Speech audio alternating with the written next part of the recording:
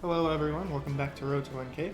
I am Tuna Falconite, your host, and as you can see in today's match is a very special match. It's actually going to be the last one for this season. As you can see, I finally got the 1K in this one. So, yeah, let's just go ahead and get right into it. This was a Tier 2 fog match on the map Witchcraft Trials versus A Little Fishy. As you can see, it was a Olaf mirror. So the thing about the Olaf mirror, I'm mainly going to be covering the Olaf mirror matchup in this map. this video. So let's take a quick look at the Tier 2 fog options though. You're basically stuck to Max, Eel, and Olaf. Now, Max is good for really quick day-to-day matches, and then Olaf's the one who's better for more long-term things where he's able to get his superpower a lot. So Olaf's better on big maps, Max is better on small maps and Eagles. Eagles are kind of a niche pick, I feel like, that only really works if you have a lot of air utility. Because I think he gets generally beat up by Max and Olaf in their respective categories. So as you can see here, what's going to be relevant for this match is Olaf's abilities. The most important one is that he's unaffected by snow. And that's really the main reason why you want to pick him when you're going against Olaf, because it negates the snow that your opponent's going to be throwing out with their Winter Fury, making it a lot easier to deal with. It's going to allow you basically to counterattack or retreat if you need to, whereas other COs are going to be slowed down by the snow and then they'll get trapped, meaning that Olaf can pop the Winter Fury, move in, and then keep on pushing in because his opponent can't really effectively contest. He can't really effectively contest the pushing that's combined with the Winter Fury, even if he pops his own. So that's going to be basically the main gist of this map. Is going to be revolving around playing around the power meter, when to do stuff, and then a couple of things for Witchcraft Trials. It's no longer in Global League, so it's a little bit relevant, but a little bit less relevant. Strategies on this map are a little bit less relevant, but I think I had a pretty good opening this time. No rockets opening this time, but I think I have a pretty good feel for this one, so let's go ahead and get into it. As you can see here, with Olaf, or anyone who's not Sonya, you basically, I don't know if you want to do that. Generally, you want to keep on moving back and forth between these two mountains. That's generally what's going to happen for both of us. Although I do go back this way. Early on, you can get a little bit of extra vision this way because we're not going to have enough money to afford anything from this airport anyways, but an important thing for this map is making sure that your opponent, that you can see what's in your opponent's airport and make sure that you can contest that. As you can see here, he's actually able to see, well, no, I'll wait for my turn for this. Doesn't demonstrate this, but as you can see here, yeah, so as you can see here, I can see both of what would be his airports. Once he caps this one, I'll be able to see anything that he builds from there. So basically, if you just keep on moving between these two mountains, you can see whenever they build a flying unit, and because it takes so long to reinforce in this area, you don't really need to build anti-air until you see your opponent actually build one of these units. So that's an important part of this map, and you will see how both me and my opponent play around this. As you can see here, I have a mech. This is a bit of a niche pick, and it's a little bit of a fancy pick too, but it does sort of force your opponent to play around this city a little bit more, as you will see in a second.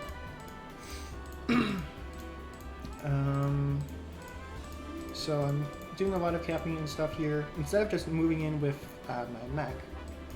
Because what I'm aiming to do is get this mech onto this city and then go through this pipe scene eventually if he doesn't knock me off. So I'm moving, if you take a look at the how I'm moving the transport copter, I'm basically doing it as effectively as I can to maximize not only just this mech's movement, but also these other two infantry's movement. So as you can see, he's moving a bit more into more of his weak side, which is this side. With his tank. So that's a interesting strategy. It's not bad. I would say it's not super bad, but I might want to see more recon than the tank spam. But as you can see here, I'm going for the early transport over here, and I'm actually building the artillery for fairly early on too. I'm actually base skipping for that, and the reason I want the artillery is because I'm anticipating him to do a transport strategy of his own and try and get a unit onto this city here. So I built the artillery for two reasons. The first one is to knock any attempts off of this city that come, and then the other one is to deal with his vision from this infantry. Basically try and get him into one of the forts and lock him down so that he can't see as much. And as you can see here, he's actually splitting up his forces a little.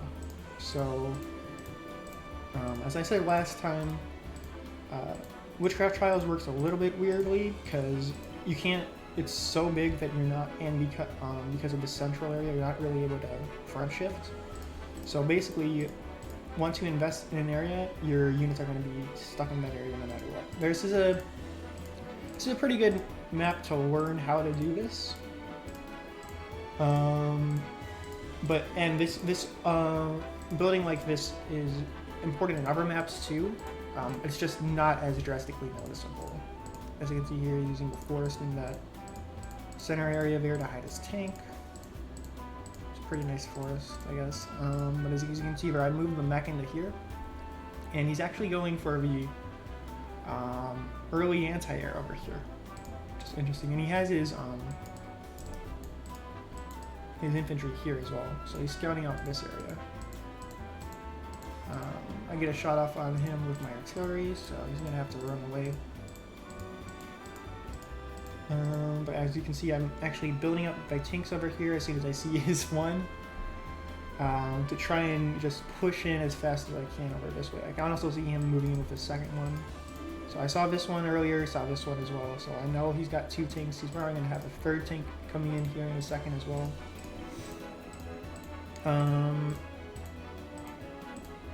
As you can see, he's actually scouting out my strong side, so he's actually able to move in a little bit more on the strong side if he wants to, because he's scouting it out like this. So this is kind of how you want to do that if you want to push into the strong side. The only issue with this is that because of this little artery here, it's a bit annoying to reinforce, so you will end up taking a lot of damage if you move in like this. So I generally would recommend against doing that early game,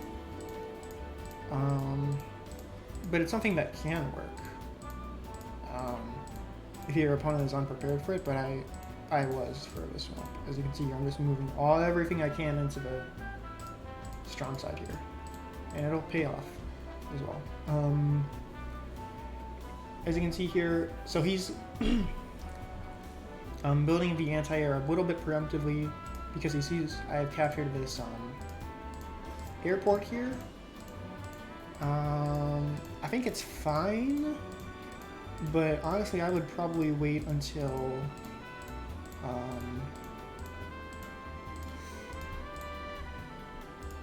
I would wait on it until I actually see a battlecopter coming out, because it can basically move in as fast if it needs to, or you can build a battlecopter to counter it if he wants to. Honestly, I don't really like anti-air too much on this map, except for on your strong side. They work pretty well. Moving in with the recon to get some vision here. If this were a tank, for example, he'd be cleaning up because he'd have two tanks in this area and he'd be able to do a lot more. The anti-air works as well, but if I had had even one tank in this area, it would have been a bit more annoying for him. And then I'm going for the medium tank here on the right side as well, early on. But as you can see, I'm going to go into a little bit more into the Olaf versus Olaf match. I actually have a pretty substantial income lead right now. And that's kind of what you want to do when you're playing against Olaf. You want to get as much of a income lead as you can early on, because it allows you to take more damage, even if you take more damage, because if you're taking, like so far it looks like our encounters have been relatively even, but as you can see here, I'm starting to pull ahead a little bit in the gauge because I'm taking such a beating from those horses. And as you can see, the unit gap and the unit value gap are kind of high as well. So right now, other than the income gap, he's basically winning on all fronts. I don't really have anything at all on the weak side area here. So if he wanted to, he'd be able to, if he had like even one recon in this area, he'd be able to scout me out a lot more effectively and just hunt on my infantry. Which is why I'm falling back here like this. So, but as you can see, he's actually falling behind in just value and stuff. Well, and as far as engagements go, so he's got a little bit more value right now invested on this side. He's investing a lot in this area, and he's got a good chunk over here as well. But he's taking engagements which aren't the best, which is fine when you're playing Olaf, by the way, because you want to get a bit of a lead, as much of a lead as you can on your opponent, on your power meter, because you want to be the one who strikes first with it, if at all possible. It's not necessarily the end of the world if your opponent gets hit first, depending on how you deal with it. But in this manner, it's not going to be very effective for you. So, as you can see here, I got 2 medium tanks out because I saw his medium tank and the battlecopter as well, so I built medium tank in response to that. And it'll be in here in time to take care of the battlecopter. So I'm not worried at all about anything that he's throwing my way so far on the strong side. And then on the weak side, I don't really see much. The pipe seems actually halfway down as well. So there's that. I can see he built this battlecopter as well this turn, so I'm going to build... Actually, I don't. I just go for the medium tank in here, because I need something to push in this area. It looks like, and all I can see is like tanks and stuff, light vehicles, so a medium tank on this side would be pretty good to push in here. Even though I can't really tell what he's bringing in this way, but because I've seen him push the medium tank into battlecopter, and then he's got this other battlecopter here, as well, I sort of have an idea of how much money he's got and where it's sort of divided. So this is allowing me to just push in the medium tank over here, and my income lead as well is allowing me to do that. He's pushing in pretty effectively here.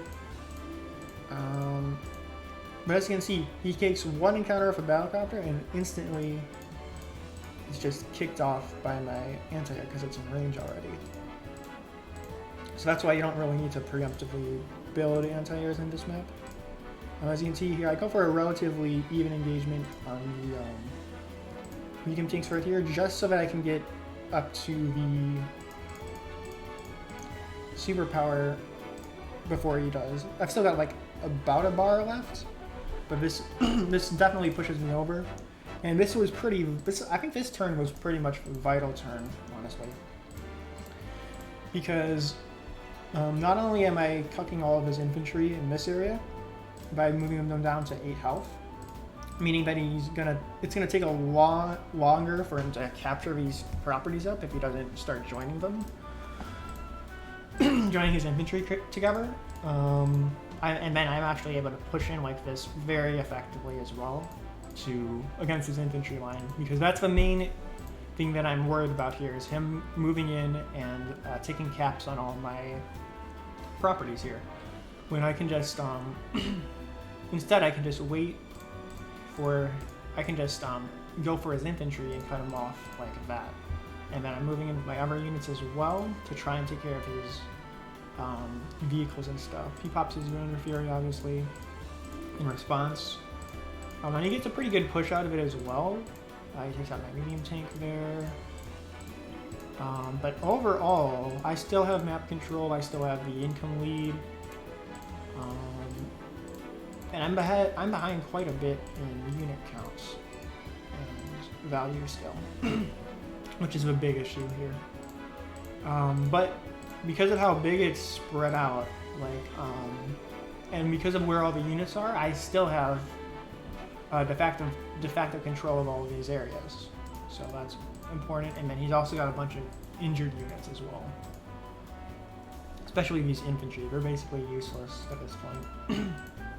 Once you get down past like 5 health, if you're down to like 5 health, maybe you can do stuff with like a tank or an infantry or something. And then anti-airs are still pretty effective even at like maybe 3 or 4 health. But any lower than that, and it's not very good at all. Your units kind of just stop losing. They just lose a lot of effectiveness. Snow's gone finally though, so he's pushing in here. I finally built an anti-air here to deal with this battlecopter. And I build this battlecopter here to try and draw some more stuff to this area, because I feel like he's kind of not investing too heavily in this area so far. He takes out my anti-air and my recon. And but he actually can't really do much against my medium tank for right now, so that works like that. I actually take a nice chunk of his battlecopter out like there, getting some caps over here. He's going to be able to take some of these properties here, but look at the power differential here. I've got in my head a good 14k on the side, which means that it'll basically be, I can basically, at this point, it's enough to the point where I'm able to either take some really good engagements if I want to, or I can just pop my Lunar Fury and then he'll have to deal with it for a turn without being able to counteract it. And that's sort of the sweet spot of where you want to be as Olaf. You kind of want to make it so that you can you get your superpower first, and then, if possible, delay him getting his second one so that he isn't able to just pop it immediately afterwards. As you can see here, I actually managed to break through the pipe seam here with my mech. So I'm going to have vision on 2 units here, actually. I've got my artillery here locking down his infantry. And I think I was checking the replay every turn just to make sure that his infantry was still there, just because I didn't want him to escape with it and get any extra vision. And that's another important thing in this map, is the intel game is pretty huge in this map. You want to make sure that you're denying your opponent vision as much as possible. He's trying to move in with his artillery here to sort of deal with the infantry, but I just move it into the forest for now and hide it for a turn. He's actually going for a cap on my lab here, and I think he goes for it with this other infantry as well. He's going to take this one, but I have so much stuff in this area that he's not going to be able to push into this area correctly and efficiently at all, so that'll end up working out. He scouts out the forest a little bit too late to know not to move in with the medium tank like that.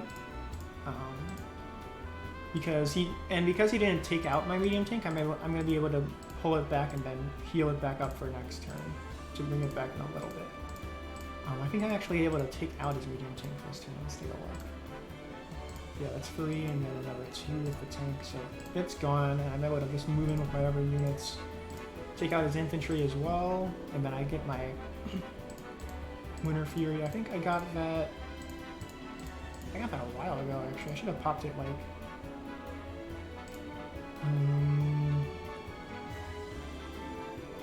yeah, I should have popped it after that to guarantee the kill there, because I think the engagement here might have been a bit of a roll. Let's see. Yeah, a little bit of a roll. So if I had popped it, that would have secured it. That would have been the correct move. So always just pop your Winged Fury whenever you have it as Olaf. That's basically all you have to do is you just press it. You just press the button whenever you get it. It doesn't matter what the positioning is either, because once you have your superpower fully charged, you can't gain any more. You can't save up any more power meter. So that's the thing with Olaf, where he's always, it's very going to be pretty predictable as to when he gets his powers. So you can play around that a little bit. Where as opposed to a CL like Max or I guess Jess, in which they have a more viable regular power, and they can play around with that a little bit more. But since Olaf only gets snow for his little power, he's not able to do that. He's gonna take this. My opponent's gonna take this lab, but it doesn't matter too much because he just resigns on this turn. I think I skipped the last turn. On my end.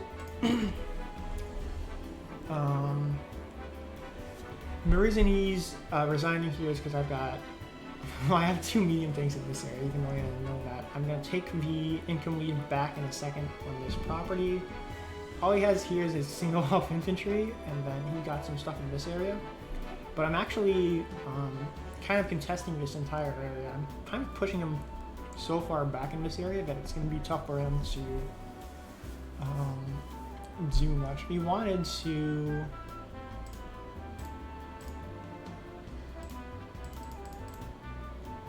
he might have wanted to do like a rockets or something here, because once I'm this close in,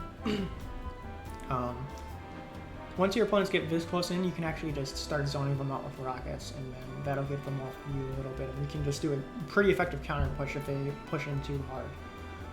Which is why I recommend staying around these properties, maybe getting the comm tower if you're feeling a bit feisty in this property as well, but you basically just want to secure this lab, maybe these 3 properties, and then push hard on the other side. So that's basically what I would have been doing. I think he would have been able to make a pretty effective push if he once he popped his Winter Fury. The only issue is he's got nothing to really deal with my medium tank on this side this turn. So he's going to have to, and he doesn't really see much that he can move in against on this side with his units. He could get a good battle copter engagement off. And then he could take on my anti-air, but that's about it. And his infantry push is just going to get wiped out as well. And then he can't really see anything on this area. I think that's another thing that really, really killed him was not investing enough in even like 1 or 2 artillery to lock down my vision.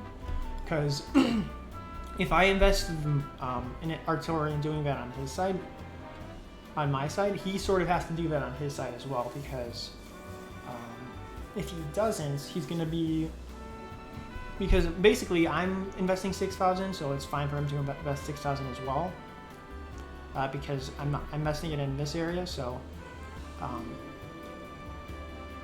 basically he could invest it in like one of these other areas, but it's fine to just invest it in here because I don't have that in another area. But I'm definitely getting more than the 6K in dividends just from me seeing what he's going to be throwing at me and being able to respond to that in time. So that's that. I think the Olaf matchup thing, I've covered it briefly, but to summarize my thoughts on it, basically you want to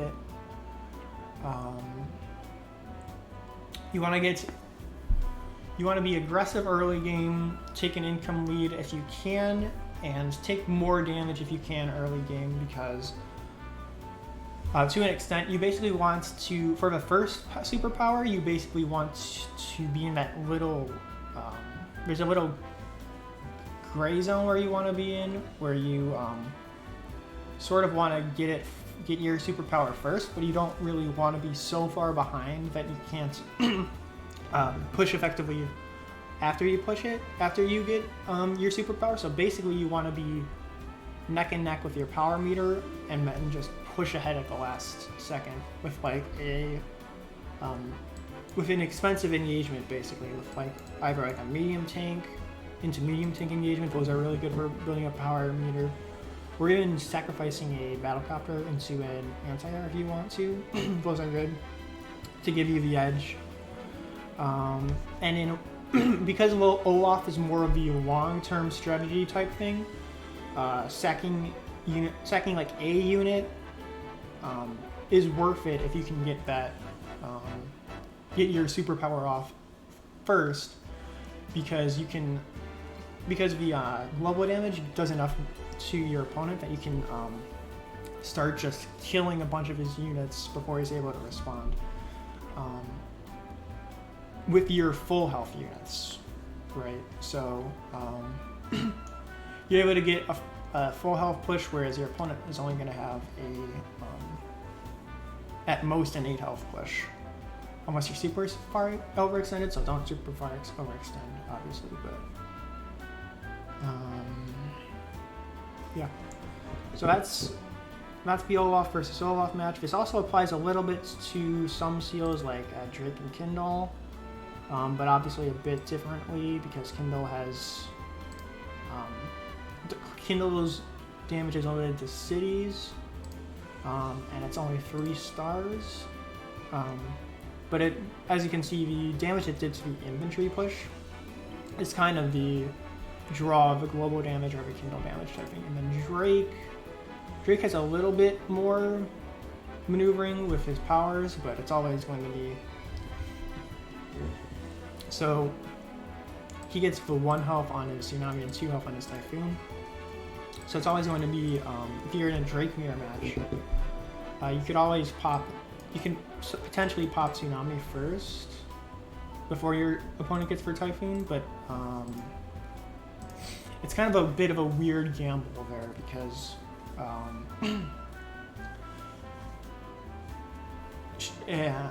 sure, you're taking a slighter lead there, but if your opponent gets the extra damage there,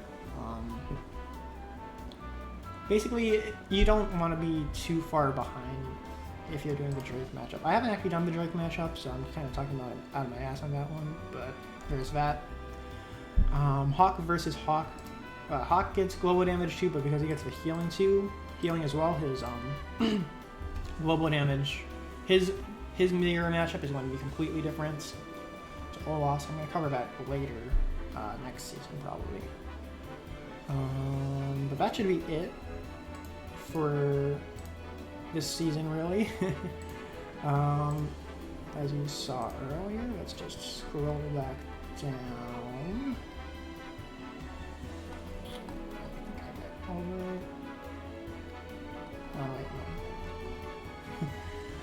Here it is. I actually got just over 1K on that map. So that's the end of the road to 1K. Of course, the next match that I did, I got knocked straight back down to 980. So, and it took me a little bit while to get back to 1K after that. So I'm going to be doing, season 2 is going to be called Return to 1K, and it's going to be a little bit shorter, but it should be a bit more in depth. It's going to be more, it's going to be more higher level play than what you've been seeing so far. So stay tuned in for that, subscribe, and do that stuff if you want to see more. Next episode is going to be either coming out next Wednesday, or I might change the recording time, the release time for that. So it might be not this Sunday, but the next one. So it's either going to be next Wednesday or the Sunday after this upcoming one, because I need to make a new thumbnail basically, and do some stuff for season 2 that'll hopefully improve the production qualities a little bit. But that's gonna be it for now. So talk to you guys later. Bye.